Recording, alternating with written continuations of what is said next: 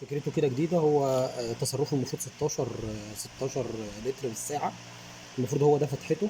اللفة دي بتقفله سواء جزئيا أو كليا، يعني كأن مركب نقاط. اللهم صل على النبي. وحاطط فيه محبس في نفس الوقت. وكمان المحبس اقدر مش مجرد ان انا بقفل المحبس خالص، لا.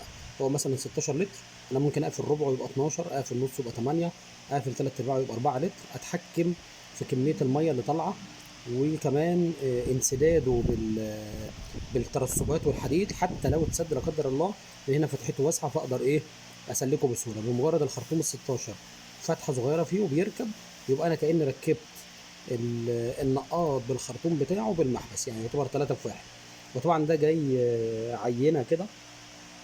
يعني لو حد يقدر يساعدنا سواء من المصانع في تصنيعه هنا في مصر يبقى كتر خيره، او لو في اصلا مصنع بيصنعه هنا في مصر، يعني ان شاء الله كده يتواصل معانا ان شاء الله نجربه، وربنا يسهل الحال. شكرا.